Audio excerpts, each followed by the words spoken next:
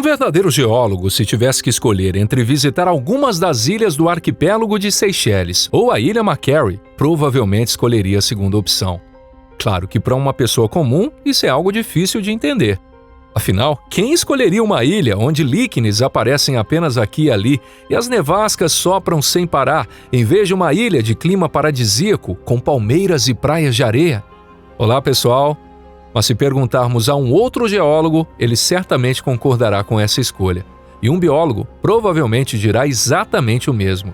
Na verdade, a estrutura geológica da Ilha Macquarie e a composição de sua fauna e flora são extremamente incomuns.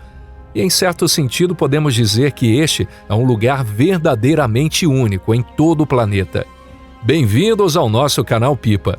Agora vamos revelar as características surpreendentes dessa ilha, que está muito longe de qualquer ideia de paraíso.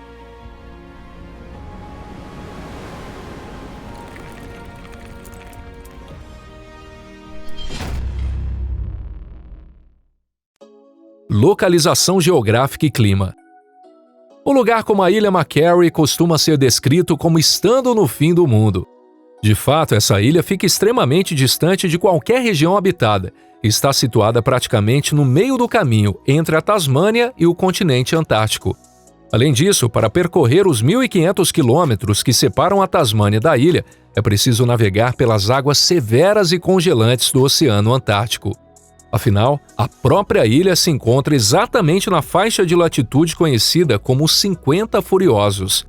E como é fácil imaginar, os marinheiros não deram um adjetivo tão impressionante a essa faixa de latitude sem um bom motivo. A própria ilha é uma pequena extensão de terra rochosa com 34 quilômetros de comprimento e no máximo 5,5 quilômetros de largura, elevando-se apenas 433 metros acima do nível do mar. Seu clima passa longe de qualquer ideia de paraíso. É uma região subantártica dominada por ventos violentos. O pior de tudo é que chove ou neva cerca de 300 dias por ano, quase sempre na forma de uma garoa sombria e gelada. Saber que há no máximo 2 meses de tempo seco no ano é de desanimar qualquer um. E não para por aí, pois tempestades com ventos superiores a 120 km por hora sopram aqui de forma quase constante. Em meio a ventos tão fortes, é simplesmente impossível permanecer de pé em posição ereta. Para não ser arrastado pelo vento e lançado para longe, é preciso se inclinar para frente em um ângulo quase absurdo, bem próximo do chão. Em compensação, a temperatura da ilha é bastante estável, quase como dentro de uma geladeira, e a diferença entre o verão e o inverno é mínima. No verão, a temperatura raramente ultrapassa 7 graus Celsius, enquanto no inverno, a média gira em torno de 5 graus, sendo muito raro cair abaixo de zero. Essa estabilidade térmica é uma característica típica de climas oceânicos. O frio oceano antártico que cerca a ilha funciona como uma espécie de bateria térmica, aquecendo levemente e esfriando lentamente, o que suaviza as diferenças de temperatura entre o verão e o inverno. Estrutura geológica única. A singularidade dessa ilha está justamente na sua estrutura geológica. E são justamente essas características que tornam o lugar tão especial. Na verdade, ao contrário da maioria das regiões da Terra, a Ilha Macquarie é formada quase inteiramente por crosta oceânica e material do manto. Para entender melhor, a crosta oceânica é a camada mais fina da crosta terrestre que cobre o fundo dos oceanos do planeta. Nos continentes, essa camada tem em média entre 35 e 40 quilômetros de espessura, podendo chegar a 60 ou até 70 quilômetros em regiões montanhosas. Mas no fundo do mar, a espessura da crosta diminui para apenas 5 a 10 quilômetros. Abaixo da crosta encontra-se o manto, que ocupa cerca de 80% do volume total da Terra. A fronteira entre a crosta e o manto não é gradual, mas extremamente bem definida. Essa fronteira corresponde à chamada descontinuidade de Mohorovičić, onde se observa um aumento brusco na velocidade das ondas sísmicas. Nessa ilha podem ser encontrados principalmente peridotitos e serpentinitos, rochas originadas no manto que raramente chegam à superfície devido à atividade vulcânica profunda e são ainda mais raramente estudadas de forma científica.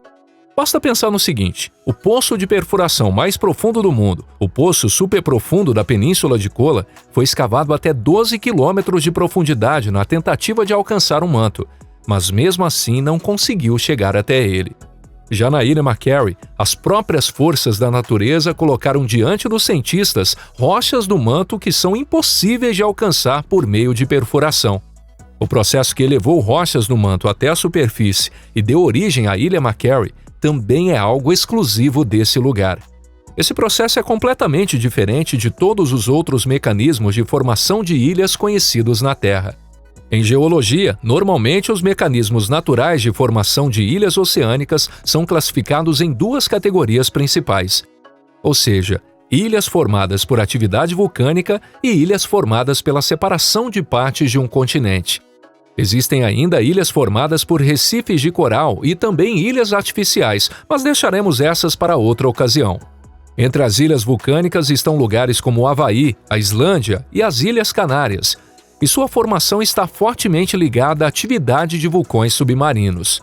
Quando esses vulcões submarinos entram em erupção e liberam magma, os fluxos de lava se acumulam e solidificam, muitas vezes crescendo até atingir a superfície do mar. As ilhas formadas por vulcões costumam se alinhar ao longo das dorsais meso-oceânicas, regiões onde as placas tectônicas se afastam e criam caminhos por onde o magma pode subir. Também existem muitas ilhas formadas por processos tectônicos. A maioria dessas ilhas está localizada em zonas de colisão entre placas, onde surgem cadeias montanhosas submarinas ou arquipélagos.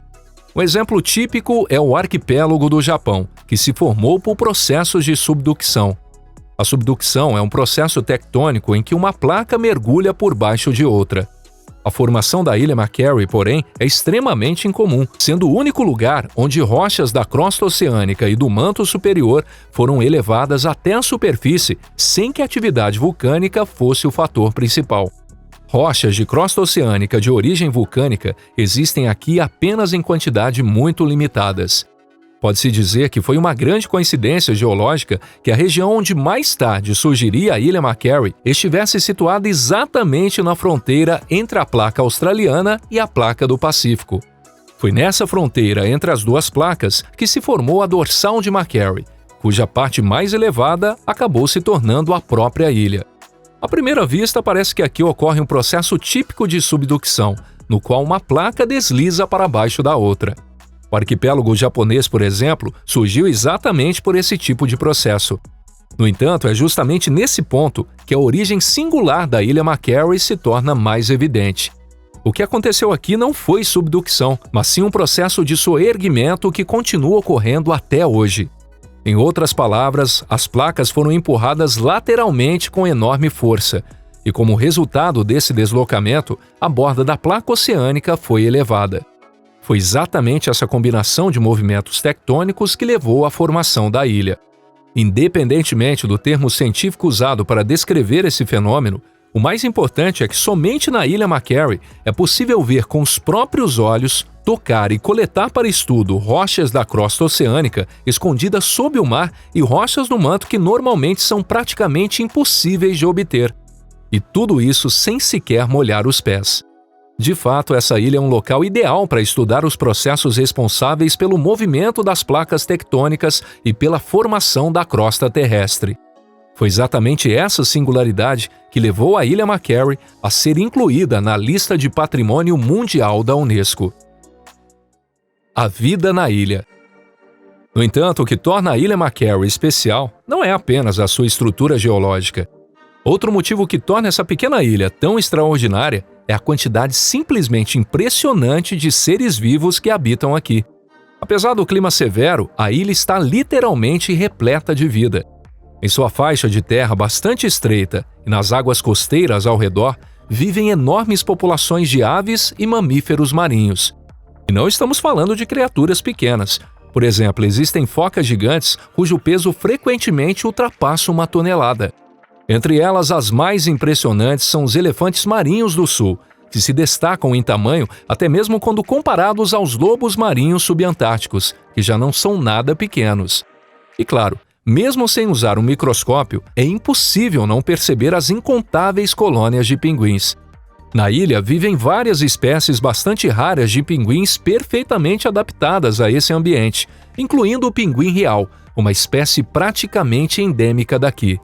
E não se trata de alguns grupos espalhados, mas de colônias com milhares de indivíduos que se estendem até onde a vista alcança. Existem 2 motivos principais para que tantos animais marinhos e aves se concentrem aqui. O primeiro é que o mar ao redor da ilha está literalmente repleto de alimento nutritivo e abundante, como krill, peixes e lulas. O segundo é que todos os seres vivos da ilha estão protegidos internacionalmente como parte do Patrimônio Mundial da Unesco. Assim, a Ilha Macquarie reúne todas as condições para que cientistas estudem os animais em seu habitat natural. Infelizmente, porém, a natureza nem sempre foi tratada com esse cuidado.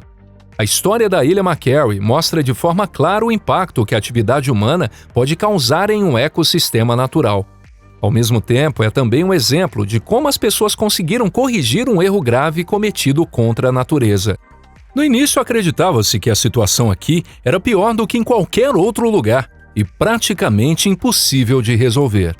Na verdade, entre o século XIX e o início do século XX, a Ilha Macquarie foi palco de uma das maiores matanças de pinguins e focas da história. Esses pobres animais eram abatidos por caçadores para extração de gordura e óleo.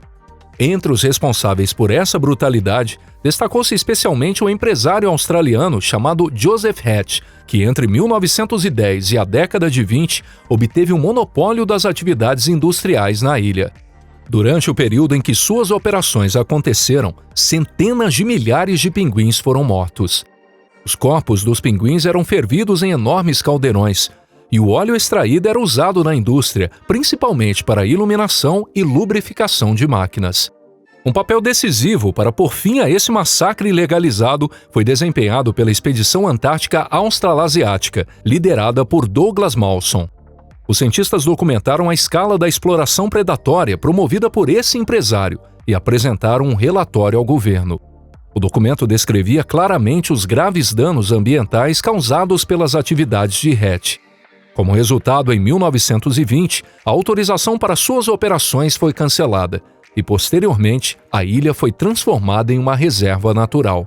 A partir de então, as populações de pinguins e focas começaram gradualmente a se recuperar. Ainda assim, outro problema permanecia. Na ilha haviam se multiplicado espécies invasoras, animais vindos de fora como gatos, coelhos, ratos pretos e camundongos. Esses animais passaram a viver na ilha a partir do século XIX, mas até hoje não se sabe se isso aconteceu por acaso ou se foram introduzidos intencionalmente. De qualquer forma, como não havia predadores naturais, essas espécies invasoras se multiplicaram em enormes quantidades e causaram grandes danos ao frágil ambiente natural da ilha. Os coelhos destruíram a estrutura do solo ao devorar a vegetação, enquanto os gatos passaram a predar filhotes e aves adultas, inclusive espécies endêmicas. Para acabar com essa situação e restaurar o ecossistema ao seu estado natural, organizações de conservação realizaram uma grande operação para eliminar os animais invasores da ilha. A campanha para libertar a ilha dessas espécies durou vários anos, e somente em 2014 o sucesso do projeto foi oficialmente anunciado. Pesquisas mais recentes revelaram que após a eliminação das espécies invasoras nocivas, a vegetação da ilha começou a se recuperar e as populações de muitas aves aumentaram rapidamente. Isso demonstrou que mesmo nos lugares mais remotos e difíceis de alcançar do planeta, a restauração de um ecossistema ainda é possível. E o mais importante é que ficou provado que os seres humanos não apenas podem destruir a natureza, mas também são capazes de restaurá-la. Hoje, a Ilha Macquarie continua sendo uma reserva natural protegida e permanece inscrita na lista do Patrimônio Mundial da Unesco. O desembarque na ilha é rigorosamente controlado. A proteção e a administração da ilha são realizadas em conjunto pelo Serviço de Parques da Tasmânia e pela Divisão Antártica Australiana. Essas instituições supervisionam as visitas de equipes científicas e também as atividades de operadores turísticos. Além disso, foram estabelecidas regras rigorosas que proíbem a introdução de espécies externas e limitam os tipos de atividades permitidas.